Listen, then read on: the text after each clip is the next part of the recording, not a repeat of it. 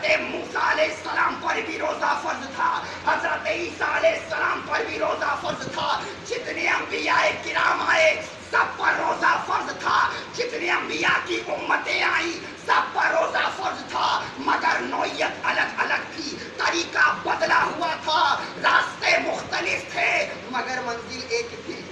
تھی، مقصد ایک ہی تھا، خدا کو راضی کرنا، خدا کو منانا، خدا کی خوشنودی حاصل کرنا، خدا کا قرب حاصل کرنا۔ اسی لیے تو شاعر نے یوں فرمایا، آئی ہے اس سے پہلے بھی مساوات کی کرن، آئی ہے اس سے پہلے بھی مساوات کی کرن، یہ آفتاب وقت کی پہلی کرن نہیں، یہ آفتاب وقت کی پہلی کرن نہیں، اب یہ کلیئر ہو گیا۔ روزہ کیوں فرض ہوا؟ کیونکہ آدم علیہ السلام سے چلا آ رہا ہے، تاکہ بندوں کو تیار کیا جائے، بندوں کو ٹریننگ دی جائے کہ پورے سال اے میرے بندوں تمہیں اسی انداز سے رہنا ہے، تمہیں جھوٹ نہیں بولنا، تمہیں چوریاں نہیں کرنی، تمہیں سود کھاری کا معاملہ نہیں کرنا، تمہیں کسی کا دل نہیں دکھانا، کیونکہ روزہ ہمیں اس ساری چیزوں سے دور کر دیتا ہے، وہ جھوٹ سے دور کر دیتا ہے، وہ مکاریوں سے دور کر دیتا ہے، وہ عیاشیوں سے دور کر دیتا ہے، وہ چوریوں سے دور کر دیتا ہے، حتیٰ کہ کائنات کے ہر برے فعل سے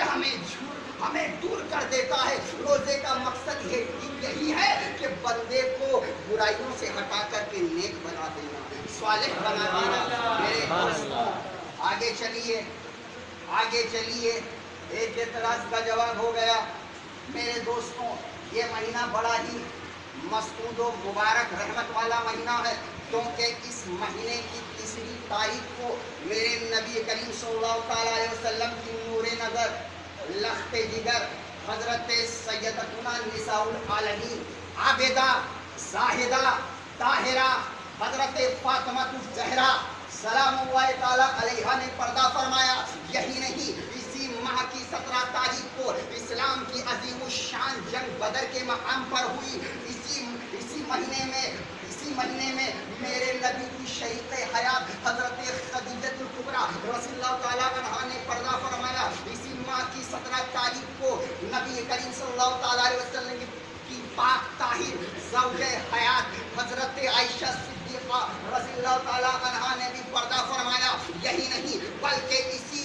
اسی رمضان المبارک کے 21ویں تاریخ کو، یعنی 21ویں ماہ رمضان المبارک کو، 21ویں روزے کو داماد مصطفیٰ، داماد نبی، مولا علی، خیبر شکن، شاہ زمن، آفتاب نبوت کی دلکش کرن ابو الحسن و حسین جامع شہادت سے سرفراز ہوئے۔ شہادت کا جام انہوں نے جامع مسجد کوفہ کی سیڑھیوں میں نوش فرمایا۔ یہی نہیں، اسی مہینے میں حضرت ابراہیم علیہ السلام کو صحیفے عطا کیے گئے۔ ارے یہی نہیں بلکہ اسی مہینے میں حضرت داؤد علیہ السلام کو زبور عطا کیا گیا۔ اسی مہینے میں حضرت موسیٰ علیہ السلام اسی مہینے میں حضرت عیسیٰ علیہ السلام کو انجیل عطا کی گئی۔ ارے ہاں، یہ وہی مبارک و عظمت و رفعت و جلالت و رفعت و بلندی و بے پائیدی والا مہینہ ہے کہ اسی مہینے میں رب نے اپنا آخری پیغام، آخری کلام پوری امت میں اتارا،